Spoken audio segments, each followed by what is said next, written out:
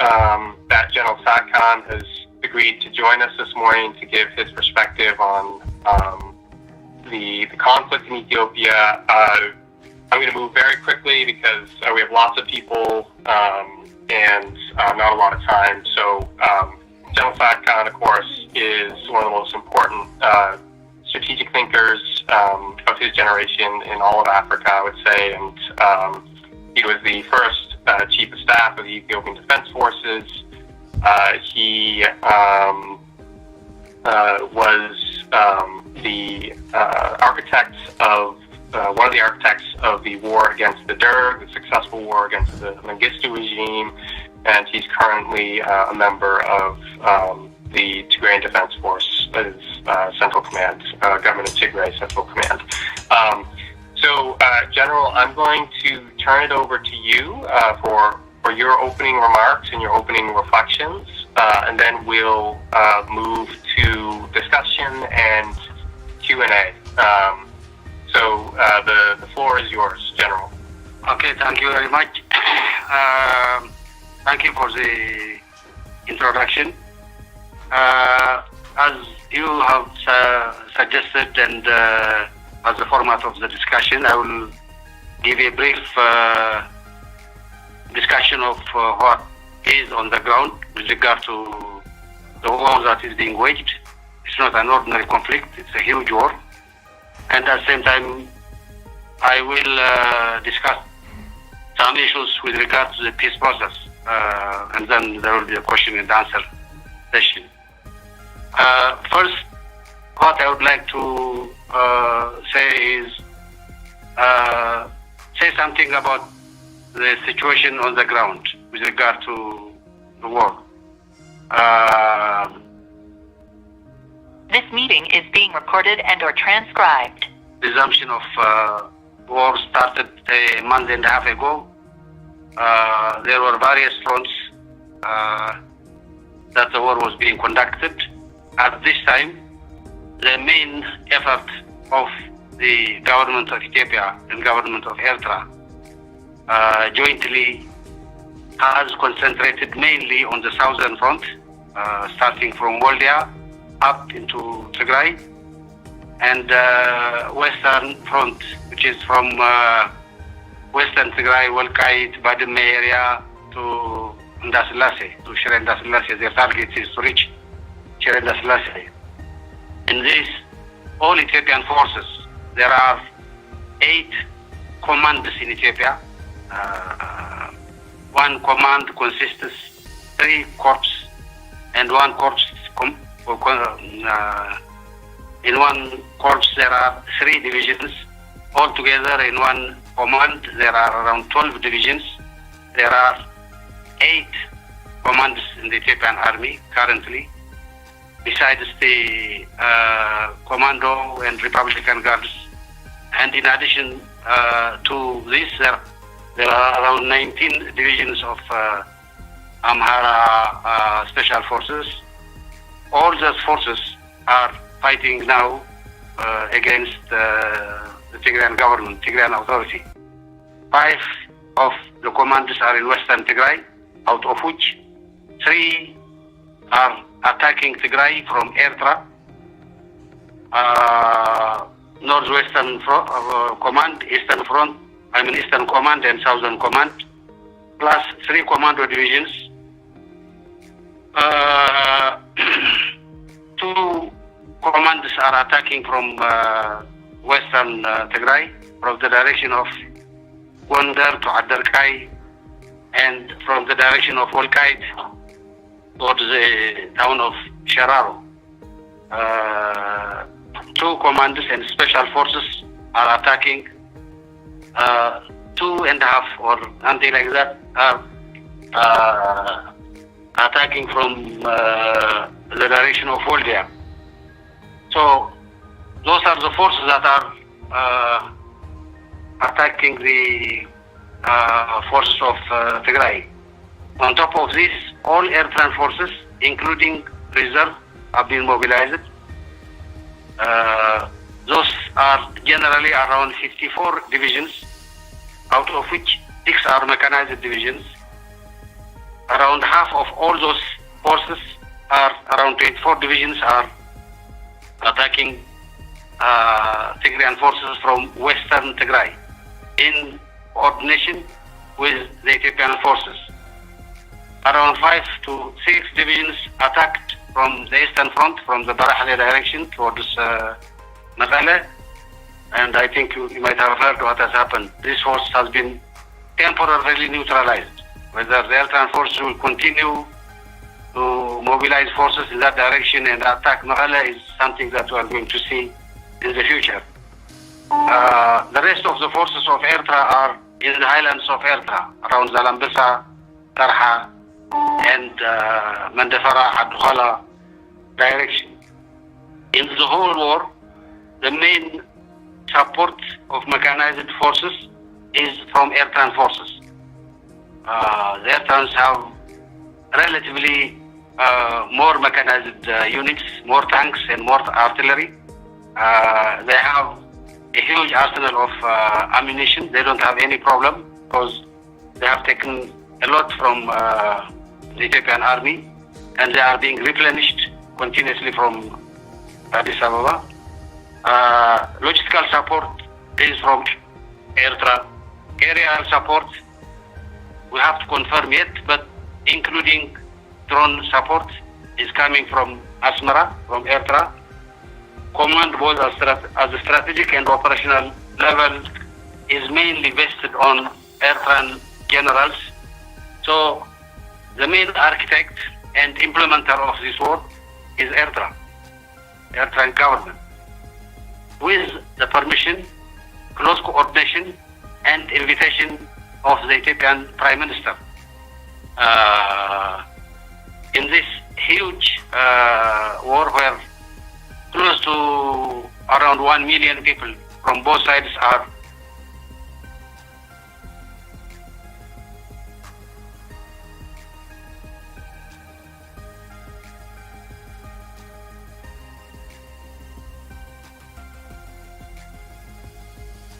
General, you just went on mute. So if you could unmute yourself. How about now? Is it okay? Yeah, perfect.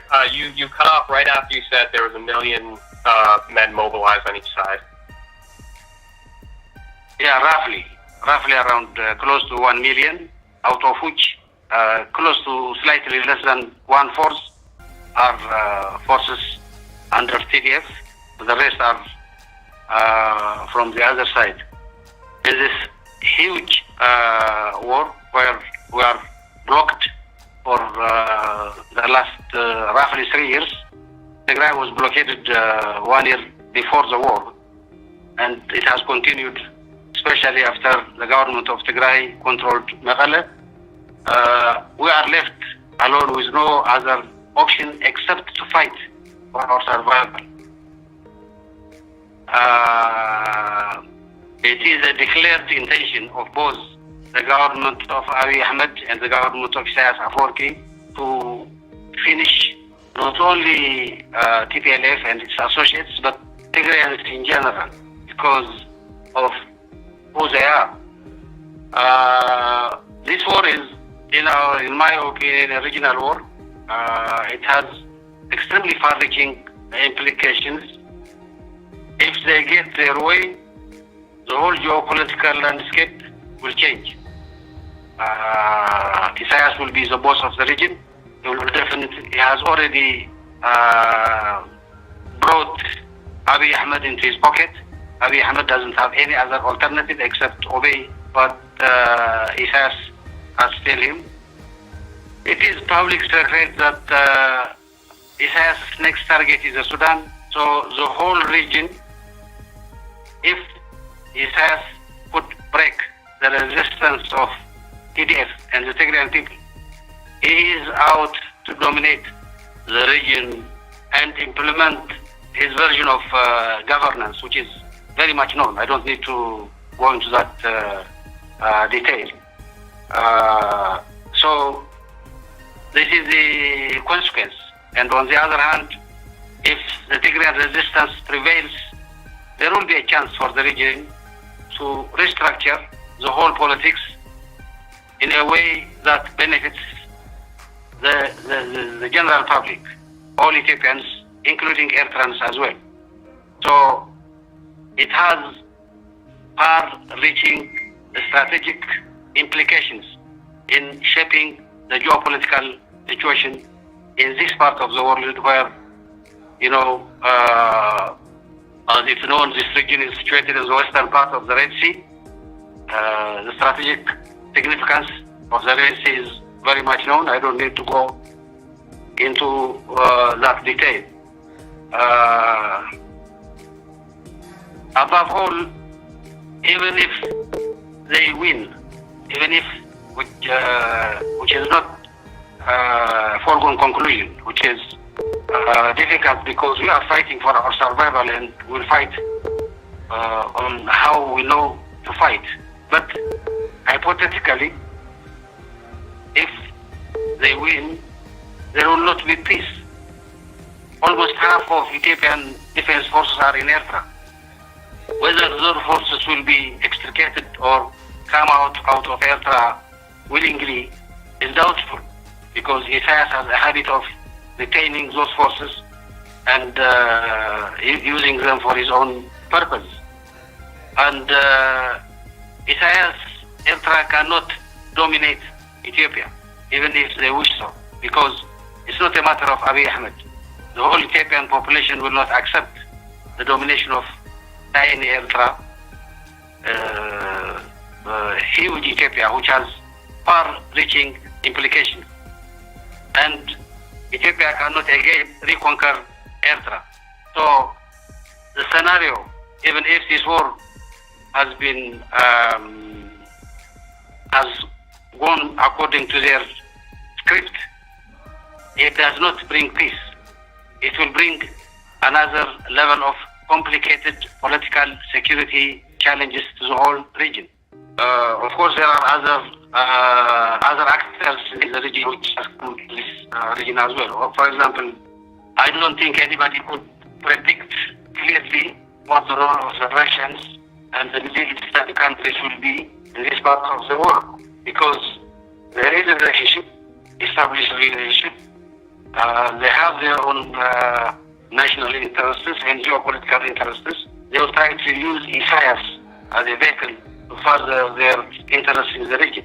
So not only there will not be peace in the region, but it will be an internationally complicated geopolitical situation because of the strategic nature of the areas that we are talking about.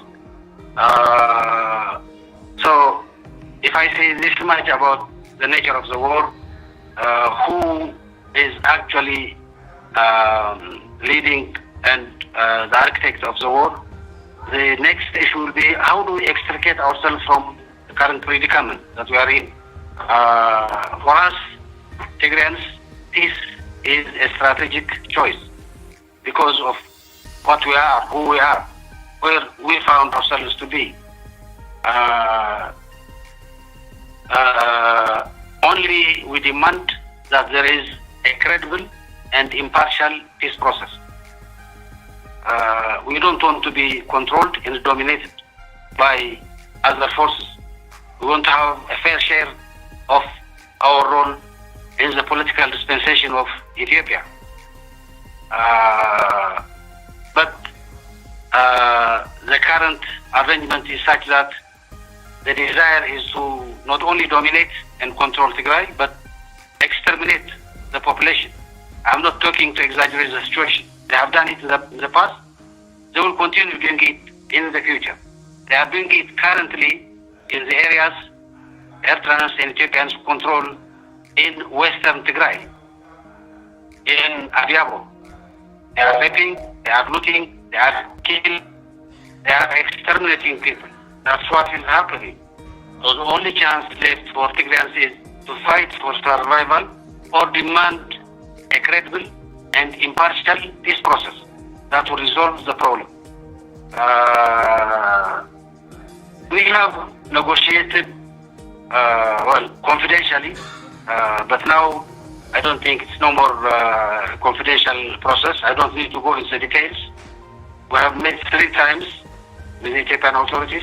We have discussed, and I would like to thank the American government for organizing those meetings. Without going into the details, in all the three occasions, we reached agreements. We abided ourselves by the agreements reached at that time. But we were betrayed in all three occasions.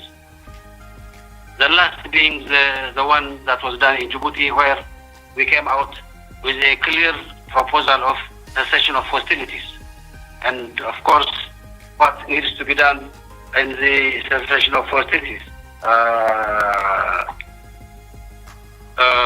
This has been made clear in the proposal of the Ethiopian government on September 11 to the whole world. Those proposals did not come out of the blue. They came on the basis of the meetings we had with the Ethiopian authorities at different times, and in most of the issues that we have raised, we have discussed with them and reached some agreement, but betrayed. There is no, up to now, there is no response to our September 11 call for an agreed cessation of hostilities. Our proposal is to end the carnage. We need to start a peace process. The peace process cannot start just simply by saying let's start a peace process. The first thing we have to do is we have to come into a cessation of hostilities. People are shooting at each other. This has to stop.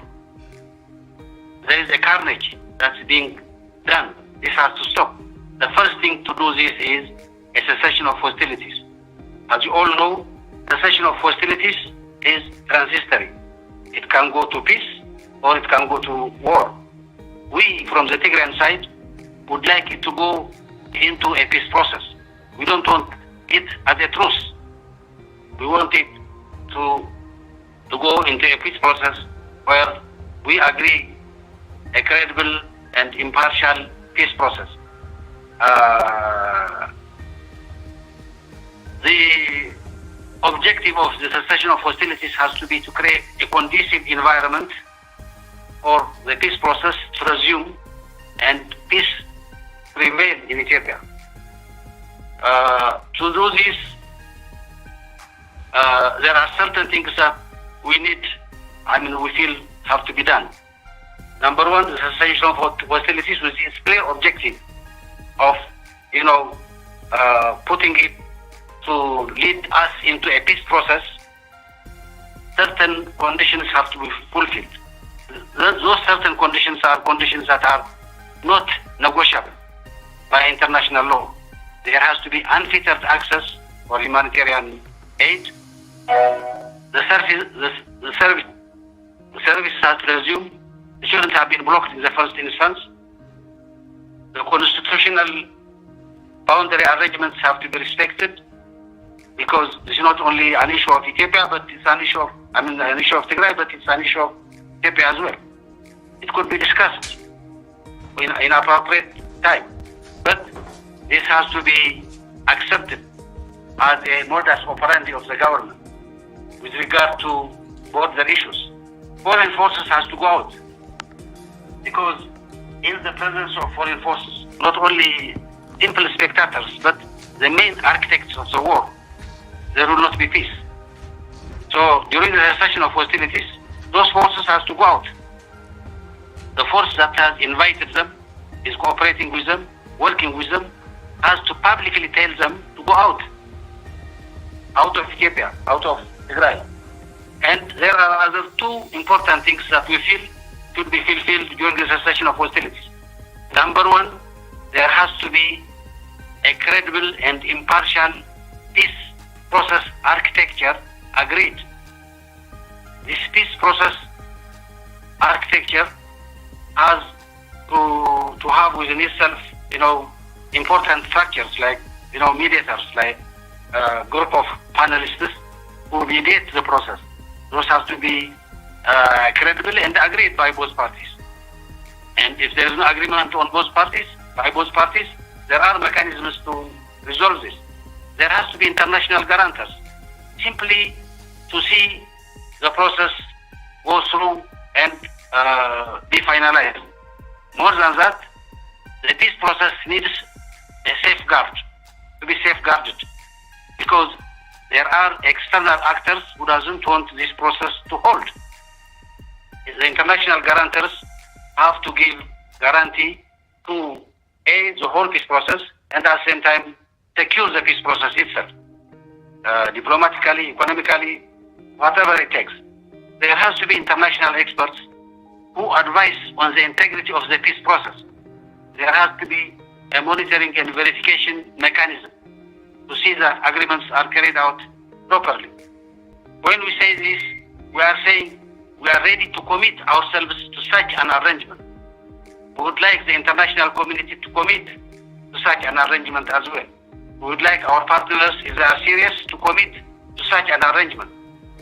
A credible, impartial, properly designed and agreed peace process architecture, we feel would help us resolve this process. Once this is agreed during the cessation of hostilities, there has to be some kind of a declaration of principles as well, which directs the trajectory of the peace process. The parties have to agree to certain principles to go into and respect in order to continue the peace process. Those are the demands you ask. We feel those demands are not only fair, but at the same time, it demands us to be committed to the peace process. There is, there is a propaganda activity that tells, the Tigrayans know how to fight, they don't want to go to peace. Well, given our circumstances, if we are forced between subjugation, control, we'll fight. But we would like to have a fair and credible, impartial peace process, internationally designed and accepted, and we would like to abide ourselves by that process, and will accept whatever comes out of that process. We made this clear. The Ethiopian government rejected it. They told us they didn't want to go into cessation of hostilities, and they didn't respond to our call. After the cessation of hostilities and what needs to be done within a certain period of time during the cessation of hostilities, then we can have a robust, credible, impartial peace process. We are ready to commit ourselves to such a process. We are ready to commit ourselves to an agreed cessation of hostilities. I would like to say something about, the Africa. We have agreed on African-led process, but this shall not be, meant a carte blanche to African Union to impose whatever they think is a proper peace process upon us. It has to be discussed and agreed between the parties, not only between us, but between us and the Ethiopian government as well. Up to now, we haven't heard anything from the African Union. Nobody has contacted us. Rather than designing a robust, credible, impartial peace process, the issue has become Mr. Obasanjo. Our misgivings on the African Union and our opinion on Mr. Obasanjo has been made clear. With all our misgivings, we have accepted the Continental Organization, but we haven't changed our position on Mr. Obasanjo. We don't want to make Obasanjo an issue. What we are saying is, let's have a credible, impartial, robust peace process architecture in place, and then we take it from there. And there are modalities and traditions for this kind of a process to be put in place. For the people of Tigray, as I said earlier, we don't have any other choice except to go into a credible, impartial peace process or fight for our survival. I don't know how much we have explained this to the international community, but generally the feeling we have is Abiy Ahmed and Isaias Afwerki have been given a blank sheet of paper to write whatever they want, to do whatever they want, to finish the whole situation by war and continue their extermination of the people of Tigray, as they have done it in the first round of fighting, and continue to do the second round of fighting, where their forces control some areas, northern Tigray and western Tigray. So we don't want this to continue. This is the choice. We don't have any other choice except to fight. But we are demanding the international community to have in place a proper, credible, impartial peace process, as I explained earlier.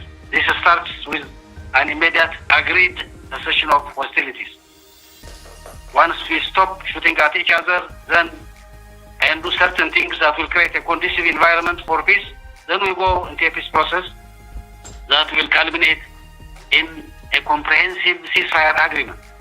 That comprehensive ceasefire agreement, in our opinion, will lead us into an all-inclusive political dialogue, where all political parties in Ethiopia participate, including us, and then try to resolve the political predicament of this country in a manner where people's voice are properly heard. Whether the current Prime Minister will continue as a Prime Minister or not is up to the people of Ethiopia.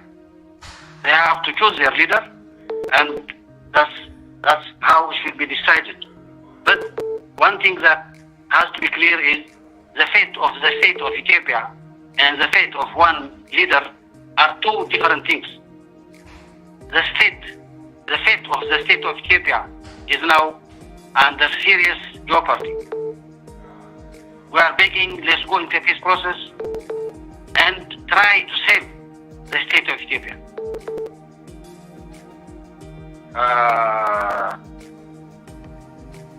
Those are the points I have on both the current situation on the ground and the diplomatic community. Thank you very much. I will respond to some of your questions. Thank you. Great. Well, thank you, General. I really appreciate that overview, and I was frantically scribbling notes here because there was a lot there. I'll start with just one quick question. For those of you who have questions yourselves, you can use the hand raise emoji, and then I'll call on you. So General, could you talk a little bit about the coordination between the Eritreans and the Ethiopians? Have you seen any sort of tension in that relationship, or from your perspective, has it been fairly seamless? Well, there are reports that we get. There are tension at the operational and tactical levels between the Ethiopian army and the Eritrean army. But for me, with regard to the bigger picture, with regard to the strategic alignment, as long as Isaias and Abiy are in power, I don't think that will matter much. The military of both countries do whatever they are ordered to do, and they are doing that. Whatever small tension or disagreements might be there, at present are inconsequential. So that's how I see it. Great, thank you. So I'm going to start calling on people for questions. Please identify yourself before you ask your question. I also just wanted to remind people, as I stated in the email, this is on the record and it is being recorded. So just a reminder for you all. So we'll go to Tibor.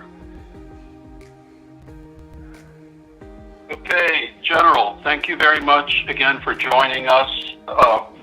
Josh, can you hear me? Okay. General, from your description of the military situation, I can imagine that Prime Minister Abiy and Isaias would feel like that they have an advantage and every day goes further to their advantage. Can you realistically anticipate that there is a way open for the Tigrayan forces to still have a victory, or at most to protect Tigray? I mean, we all know how difficult the terrain is in Tigray and how impossible it is for a invading army to hold it.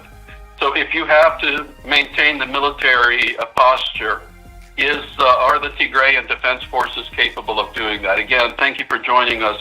Over.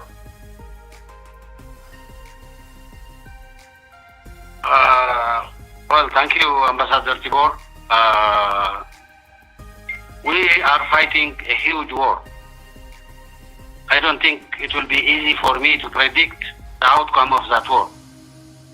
If what has happened up to now is an indicator, or what has happened in the past is an indicator, maybe we might, lots of lives will be lost. We might take time, but at the end of the day, I sincerely believe the people of Tigray will prevail, because they have justice in their side. They are fighting for their rights. I have fought along Ethiopia's army during 7 years of armed struggle. I have commanded the Ethiopian Forces, and now for the third time I'm fighting forces and against the forces that I helped create and establish. So up to now we haven't faced major defeat. Not me, but the people of Tigray. There is no reason why we don't be victorious in the future as well. What are we going to do? I think the Tigrayan people have a way of adapting themselves to the current situation, because they don't have any other choice. We don't have an outlet, so we get our bullets from our enemies. We have done that during the 17 years. We'll continue to do that. Our food and provision was being provided by the Tigrayan people, however meager it might be. It will continue to be like that. And Tigrayan soldiers are not, don't have much in terms of luxuries, if I may call it that way. So, lots of lives will be lost. It will be bad. So it's better to go into a peace process and resolve it peacefully.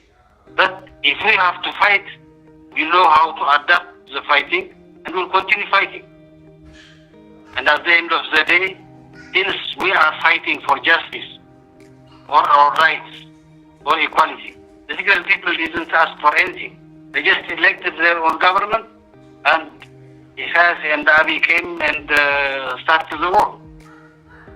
It's not whether the first bullet was shot by Tigray, or doesn't matter. The strategic preparations were finalized. So the choice for the people of Tigray is to fight and survive, or succumb. And in this situation, it's not the ordinary type of, accepting defeat. It is total extermination. That's what they do. That's their professed aim. Their ideologists, everybody else is doing. I'm saying that there's a propaganda in every aspect. So they are not giving us any other chance except to fight the finish. And if we are forced to fight the finish, we better come with solutions that will help us make the enemy not able to defeat us. That is so what I'm saying is, nobody can predict the outcome of. We have to adapt based on our experience so far, and then try to survive as people, even when we are left alone by the international community. That's the case up to now. Great. Thank you, General. We have a lot of questions here, so I'm going going to ask the people who have questions to make them very short and to the point, please. And again, please remember to identify yourself. So Ted, you are next. Thank you, Joshua. My question will be very brief. My name is Theodros Turfek. I am the chairman of the Amhara Association of America. It's an advocacy group here in the United States. General Tsadkan, in the TPLF's most recent statement on cessation of hostilities, the TPLF has no longer set preconditions on the issue of Wolkite.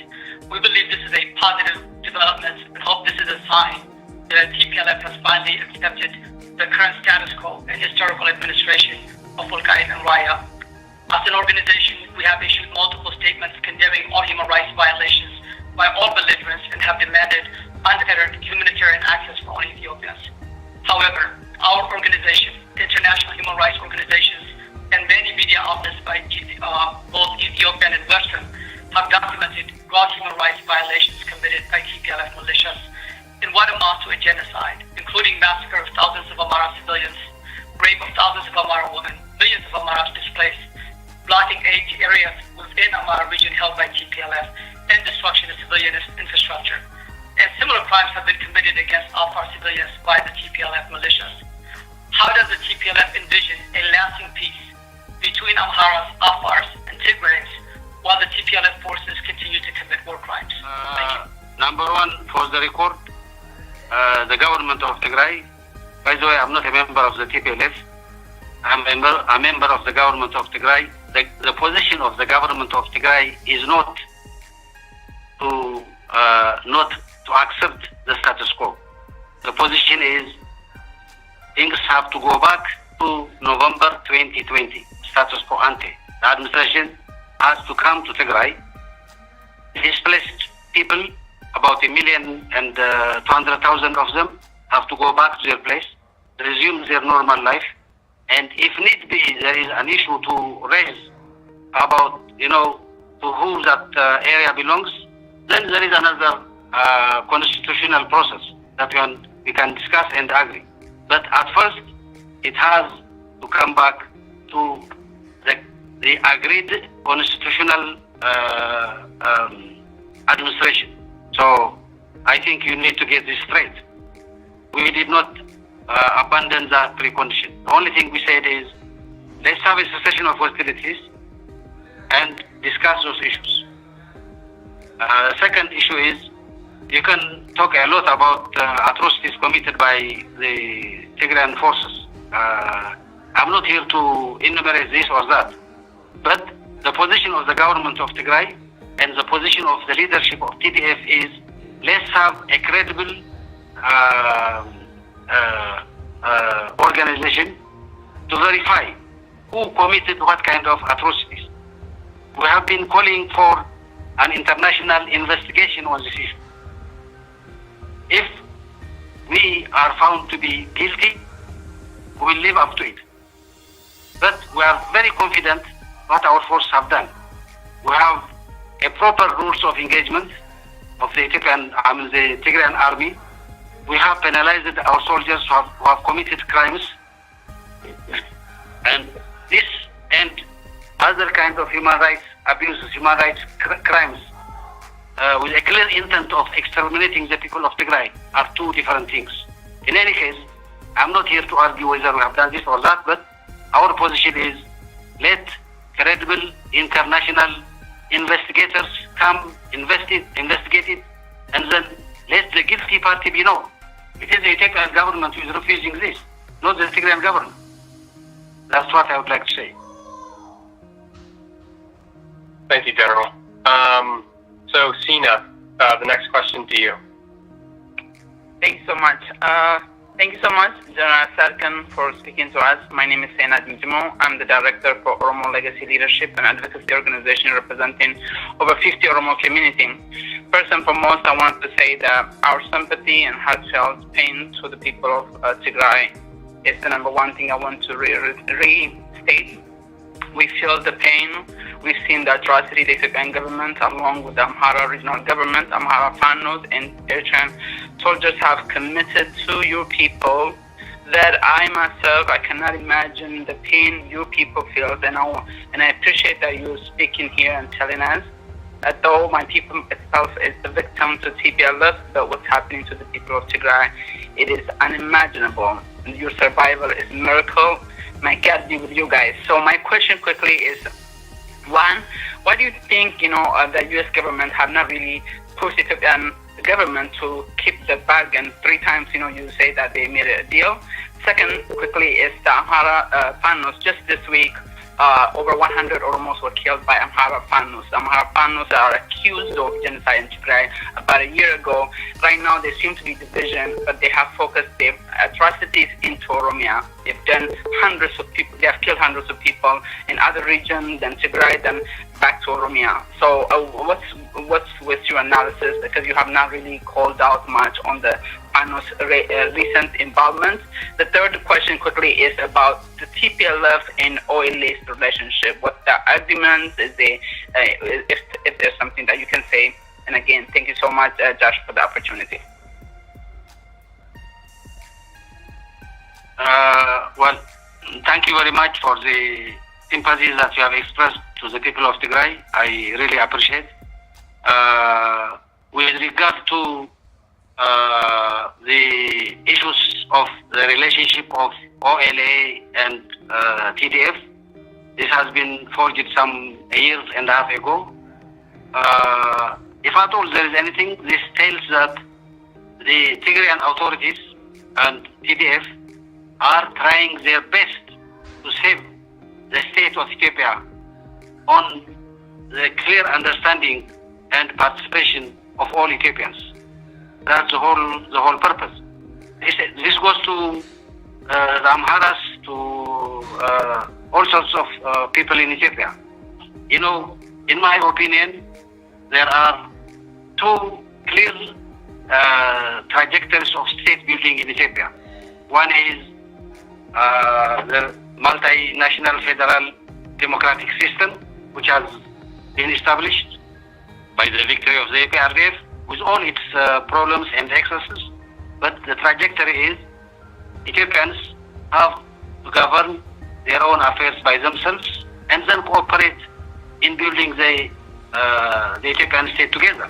The other one is, they say, no, we have to have a centralized state where other people shall not be allowed to administer their own affairs by themselves. There is a fight between those 2 ideologies. And this can only be resolved by peaceful process, by peaceful election. If the Ethiopian people elect, not by force, but by voluntary democratic process, to go into a unitary system, then that's one way of building the Ethiopian state. Or the other one is the other aspect as well. I know what I would like to say is the relationship of the OLA and the TDF, or the Tigrayan authorities, is based on this multinational federal constitutional arrangement, and it will continue to be so. This does not exclude anybody. It includes anybody who has this vision of building an Ethiopian state that will gradually evolve into a strong state. So I do really sympathize with the atrocities that are being committed in Oromia as well. And by the way, these atrocities are happening anywhere, not only in Oromia and Tigray, but in many parts of Ethiopia where there is an opposition to the Ethiopian central government. And I thank you very much. Thank you, General. Go to Terry next. Thank you, Josh, and thank you, General Tzadkan, for that detailed briefing. This is Terrence Lyons from George Mason University. I want, in some ways, my question takes off on the last 2 questions as well, but let me phrase it a little bit differently. What I kept writing down when I was listening to you, and then underlined and then put stars next to, was the phrase credible, impartial, and robust peace process. credible and robust, I think, are clear. Robust, you talked about the need for guarantors and peace process architecture.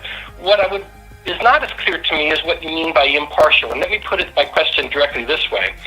Is it the government of Tigray's position that support for the 1995 constitution is the impartial position? Or does the government of Tigray see this as a highly contentious position in which other actors to the conflict do not accept? Thank you. Thank you, Mr. Terence.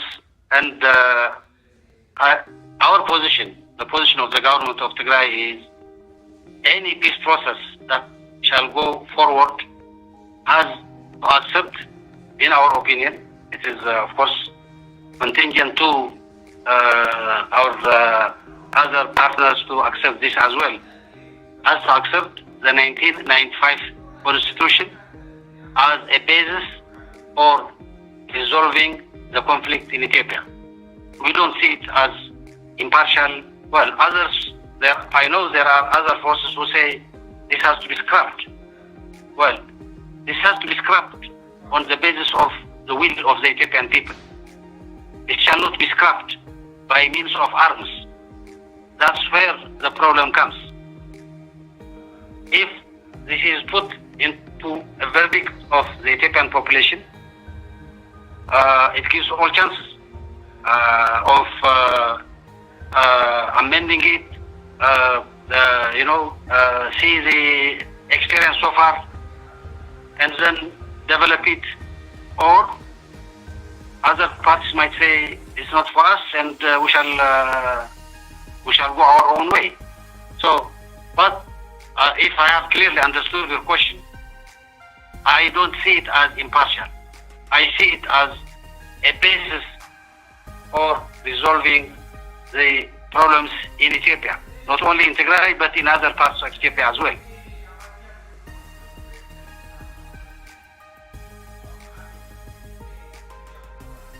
Okay, thank you, General. So we have 2 minutes left in our allotted time here.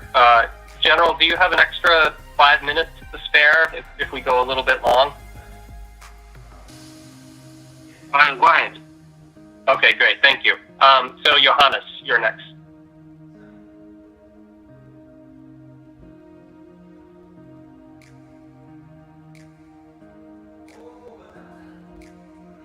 I need to unmute Johannes. Hi, thanks, Josh, for the opportunity, and please allow me to use this opportunity to thank General Tsadkan for his time as well. First of all, my sympathy also goes to our people of Tigray, but particularly General Tsadkan, I would like also to take this opportunity to witness your commitment to a peaceful resolution of the crisis when it all began.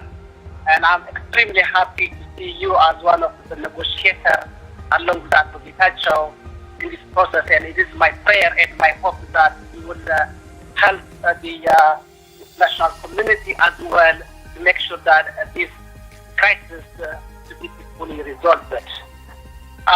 Quickly, my question to you, General Tsadkan. What do you think is the international community taking so much long in helping this process to end and resolve it peacefully? Do you think the international community, whether the African Union, United Nations, Security Council, are they all coordinated to approach this process and to end the war, or everybody has different agenda? If they do have different agendas, what is their agenda in the whole? Do they have a clarity that they are guided this approach? Because they are not really coordinated, then I think what would be your advice to this international community in this process? That's my first question, John Tsadkan. And I'm extremely again happy that to hear you say how committed you are not only to address the issues in Tigray, but also overall in the country. Your commitment to saving Ethiopia is really, really highly appreciated. And I would like to take this opportunity, General Tsadkan, what would you say to the people of Ethiopia, not just the few people, but I think the majority of Ethiopia who are committed to see a peaceful resolution? How do you want them to support this process so that at the end of the day, we have an Ethiopia that we all wanted to have? So these are just my couple of questions to you, General Tsadkan. Well, thank you very much, and nice to see you again in such an arrangement. In any case, for the people of Ethiopia, what I would like to say is, let's stop this madness, let's stop this war, let's agree on cessation of hostilities and discuss our differences, resolve our differences peacefully. I very much know there are so much divergent opinions on the future of Ethiopia, how the Ethiopian state should be managed and developed. This is something that we have to discuss among ourselves and resolve it peacefully. We might not agree on all issues, but as normal in the rest of the world, if there is a genuine participation, then the other issues on the basis of the current constitution could be resolved. I don't need to go into the details of the political discussion because that's a huge issue that has to be faced when we reach there.